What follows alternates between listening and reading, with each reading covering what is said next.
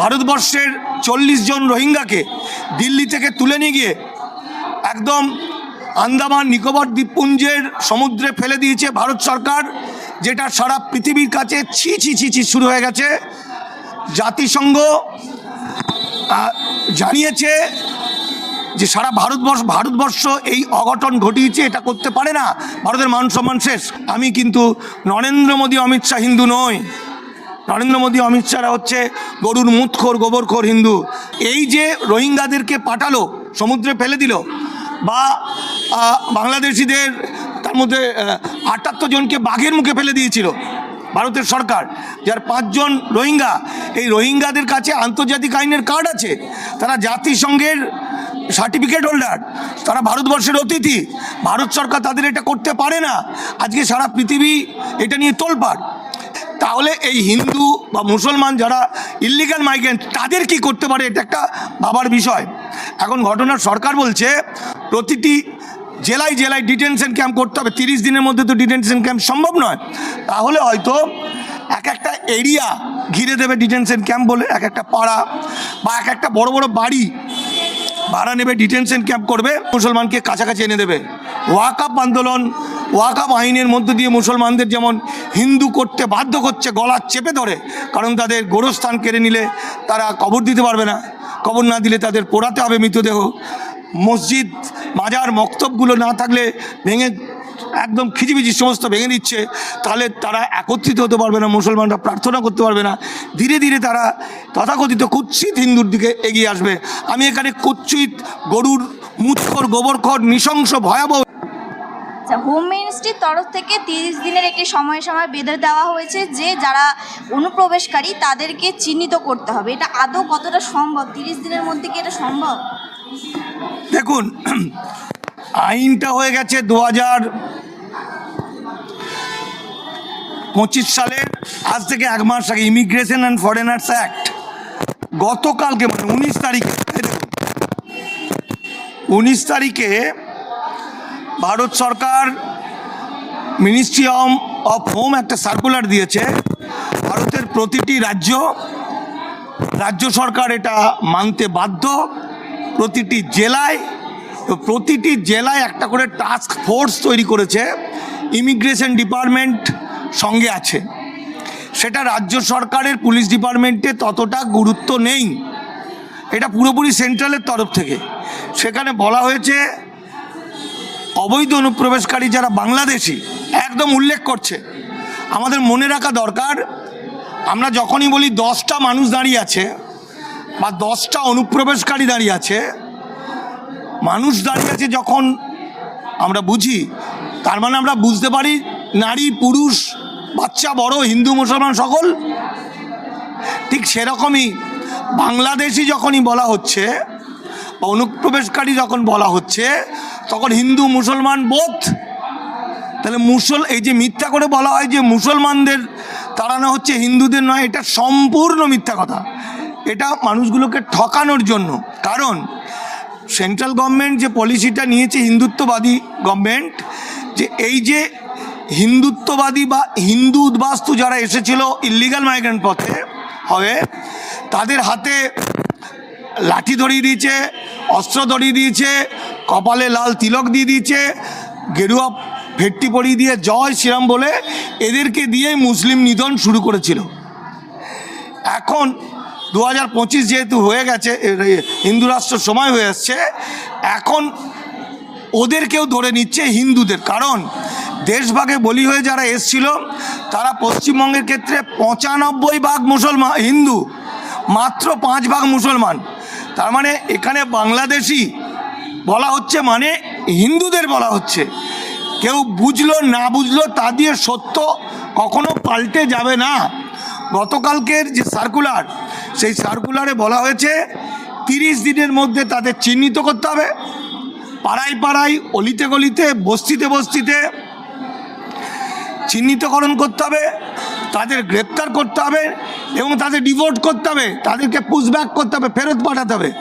আমরা জানি কয়েকদিন আগে আমাদের ভারতবর্ষের 40 জন রোহিঙ্গাকে দিল্লি থেকে তুলে নিয়ে গিয়ে একদম আন্দামান নিকোবর দ্বীপপুঞ্জের সমুদ্রে ফেলে দিয়েছে ভারত সরকার, যেটা সারা পৃথিবীর কাছে ছি ছি ছি ছি শুরু হয়ে গেছে। জাতিসংঘ জানিয়েছে যে সারা ভারতবর্ষ এই অঘটন ঘটিয়েছে, এটা করতে পারে না, ভারতের মান সম্মান শেষ। কারণ এই যে রোহিঙ্গাদেরকে পাঠালো, সমুদ্রে ফেলে দিল, বা বাংলাদেশিদের তার মধ্যে 78 জনকে বাঘের মুখে ফেলে দিয়েছিল ভারতের সরকার, যার 5 জন রোহিঙ্গা। এই রোহিঙ্গাদের কাছে আন্তর্জাতিক আইনের কার্ড আছে, তারা জাতিসংঘের সার্টিফিকেট হোল্ডার, তারা ভারতবর্ষের অতিথি। ভারত সরকার তাদের এটা করতে পারে না।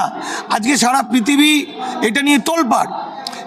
এখন ঘটনা হচ্ছে এই রোহিঙ্গাদের কাছে নাই আন্তর্জাতিক কার্ড আছে, কিন্তু বাংলাদেশি হিন্দু মুসলমানদের মধ্যে তো কার্ড নেই। তাহলে রোহিঙ্গাদের যদি সমুদ্রে ফেলে দেওয়া হয় বা ভাগ দিয়ে খাইয়ে দেওয়ার চেষ্টা করে, তাহলে এই হিন্দু বা মুসলমান যারা ইল্লিগাল মাইগ্রেন্ট তাদের কি করতে পারে, এটা একটা ভাবার বিষয়। এখন ঘটনা সরকার বলছে প্রতিটি জেলায় জেলায় ডিটেনশন ক্যাম্প করতে হবে। 30 দিনের মধ্যে তো ডিটেনশন ক্যাম্প সম্ভব নয়। তাহলে হয়তো এক একটা এরিয়া ঘিরে দেবে ডিটেনশন ক্যাম্প বলে, এক একটা পাড়া বা এক একটা বড় বড় বাড়ি ভাড়া নেবে, ডিটেনশন ক্যাম্প করবে। আর এই যে লক্ষ লক্ষ, এখন প্রশ্ন হচ্ছে যে কোন সময়কার মানুষ, মানে কতদিন আগে এলে পরে সে ইল্লিগাল নয়, বা কতদিন আগে এলে সে ইল্লিগাল মাইগ্রেন্ট।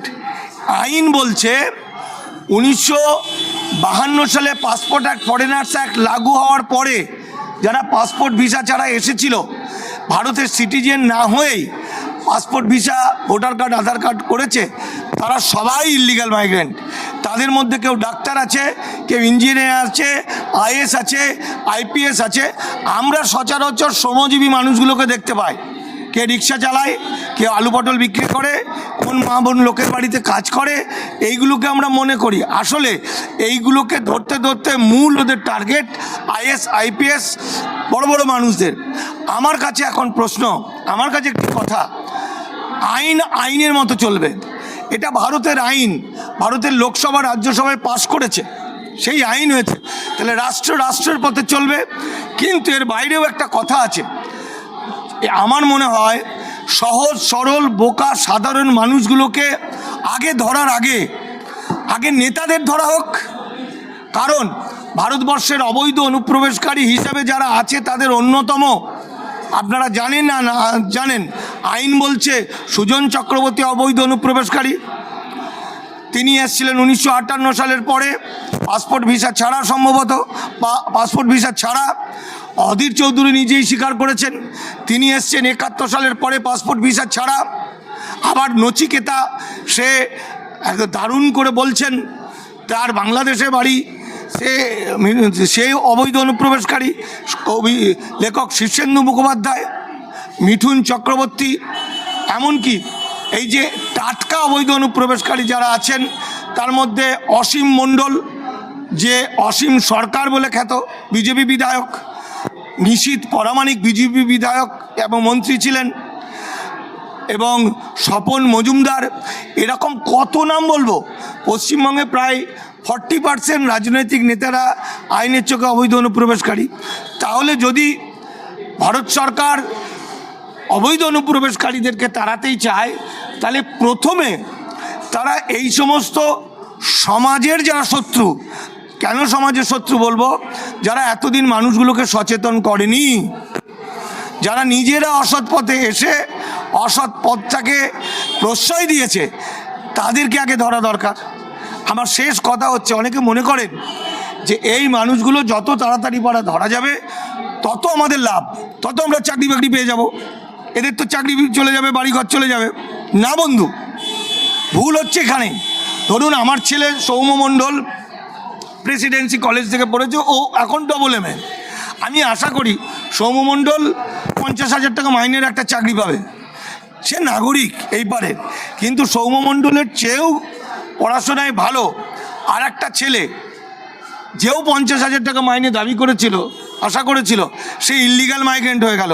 তার বাপ ঠাকুরদা বাংলাদেশ থেকে এসেছিল, তাহলে সে কি চাকরিতে আর 50,000 টাকা মাইনে পাবে? পাবে না। তার মাইনেটা হয়ে যাবে 2,000 5,000। তাহলে 2,000 5,000 টাকায় যদি বড় বড় কোম্পানি দক্ষ মানুষ পেয়ে যায়, লেখাপড়া যারা শিক্ষিত মানুষ পেয়ে যায়, তাহলে আমার ছেলে তাকে 50,000 টাকা দিয়ে বেতন দিয়ে নেবে কেন? এই যে আমি উদাহরণ দিচ্ছি, শ্রমজীবী মানুষ যার লেবার কাটে, ধরুন রং মিস্ত্রি, একটা রং মিস্ত্রি নাগরিক, তার 500 টাকা মজুরি, কিন্তু একটা বেনাগরিক তার তখন 100 টাকা মজুরি, মানুষ তখন বেনাগরিককে নেবে। এছাড়া ভারতবাসী এবং মানুষ হচ্ছে সমাজবদ্ধ দ্বীপ। আজকে দেশভাগে বলি হওয়া মানুষগুলোকে আমরা আপন করে নিয়েছি, এপারের মানুষরা। আমাদের লতায় পাতায় সেই শিকড় বেরিয়ে গেছে, বাঙাল ঘটির বিয়ে হয়েছে, তাদের বাচ্চা কাচ্চা হয়েছে। তাহলে ভাবুন তো, যে দেখা যাচ্ছে স্বামীটা ইল্লিগাল হয়ে গেছে, স্ত্রীটা লিগাল, এইভাবে প্রচুর সংসার ভেঙে যাবে। অনেক ছেলে অনেক মেয়েকে ভালোবাসে যাদের মধ্যে বাঙাল ঘটি, তাদের মধ্যে ভাঙচুর হয়ে যাবে, ভেঙে যাবে সংসার। এইভাবে সামাজিক একটা অবক্ষয় দেখা দেবে এবং ইল্লিগাল মাইগ্রেন্ট হয়ে যাওয়া মা বোনেরা তাদেরকে নানা রকমভাবে কুৎসিত প্রস্তাব দিয়ে নানা রকম সুযোগ নেবে বিজেপি RSSের গুন্ডা বাহিনী, যারা এটাই নাকি হিন্দুত্ববাদ, এটাই নাকি হিন্দুত্ব ধর্ম, হিন্দু ধর্মের নাকি এটাই একটা বৈশিষ্ট্য। ফলে আমি বলবো আইন আইনের পথে চলবে, কিন্তু আমি বিশ্বাস করি ভারতবর্ষ হচ্ছে সম্রাট অশোকের ভারত, ভারতবর্ষ হচ্ছে বাবা সাহেব আম্বেদকরের ভারত, ভারতবর্ষ হচ্ছে গৌতম বুদ্ধের ভারত। এই ভারতে আইন যেমন আছে, আইন প্রয়োগ যেমন বন্দুক গুলি মিলিটারি পুলিশ দিয়ে করবে, সেরকম এই ভারতবর্ষের আইনের হচ্ছে ঊর্ধ্বে আছে মানবতা, মনুষ্যত্ব, নীতি, নৈতিকতা। সুতরাং আজকের এই ভয়াবহ দিনে অখণ্ড ভারতের ভূমি সন্তানরা যারা বোকা, যারা জানতো না, তাদের এই ভয়াবহ বিপদে পড়ে যাওয়াটা আমরা মনে মনে কিছুতেই মেনে নিতে পারছি না। এত বড় যে একটা ঘটনা ঘটতে চলেছে সামনে, মানুষ তো এই বিষয়ে অবগত নয়, তো পরবর্তীতে যারা অবগত নয় পরিস্থিতি তো আরও ভয়ঙ্কর হবে, মানে সেটা কিভাবে সামাল দেওয়া যেতে পারে? আমি জানি না। এই আগে খুব চিৎকার চেঁচামেচি করে বাইট দিতাম, বিভিন্ন জায়গায় বক্তব্য রাখতে যেতাম। এখন উদ্বাস্তুরা কোনো আন্দোলন করেনি, এখন উদ্বাস্তু ভাইরা ডাকছে আমাকে, কিন্তু আমি কি বলবো? আমি আইনটা বোঝাচ্ছি, তাদের ব্যাপারটা তারা বুঝে নেবে। কারণ আমি বিশ্বাস করি জীবনের ধর্ম হলো বাঁচা, এটাই নিয়ম। সে ভূমিকম্প হোক আর যাই হোক, আগুন লাগুক, মানুষ বাঁচতে চায়, সুতরাং মানুষ বাঁচবে। শুধু তাই নয়, স্বাধীনতার আগে থেকে ব্রিটিশ যুগ থেকে আজকে পর্যন্ত এই যে হিন্দুত্ববাদীদের যে মূল এই যে তথাকথিত হিন্দু রাষ্ট্র যে দাস ব্যবস্থা চালু করার যে মূল অঙ্কটা ছিল, সেটা হলো হিন্দু মুসলমান বিভাজন করা। কিন্তু এই ইস্যু হিন্দু মুসলমানকে কাছাকাছি এনে দেবে। ওয়াকফ আন্দোলন, ওয়াকফ আইনের মধ্য দিয়ে মুসলমানদের যেমন হিন্দু করতে বাধ্য করছে, গলা চেপে ধরে, কারণ তাদের গোরস্থান কেড়ে নিলে তারা কবর দিতে পারবে না, কবর না দিলে তাদের পোড়াতে হবে মৃতদেহ, মসজিদ মাজার মক্তবগুলো না থাকলে ভেঙে একদম খিজিবিজি সমস্ত ভেঙে দিচ্ছে, তাহলে তারা একত্রিত হতে পারবে না, মুসলমানরা প্রার্থনা করতে পারবে না। ধীরে ধীরে তারা তথাকথিত কুৎসিত হিন্দুর দিকে এগিয়ে আসবে। আমি এখানে কুৎসিত গরুর মুৎখর, গোবরখর, নৃশংস ভয়াবহ হিন্দুর কথা বলছি, আমি প্রকৃত হিন্দুর কথা বলছি না। আমি কিন্তু নরেন্দ্র মোদী, অমিত শাহ হিন্দু নই। নরেন্দ্র মোদী, অমিত শাহরা হচ্ছে গরুর মুৎখর, গোবরখোর হিন্দু। আমি রামকৃষ্ণ পরমহংসদেবের হিন্দু, আমি স্বামী বিবেকানন্দর হিন্দু, যেখানে বলেছে জীবে প্রেম করে যেই জন সেই জন সেবিছে ঈশ্বর।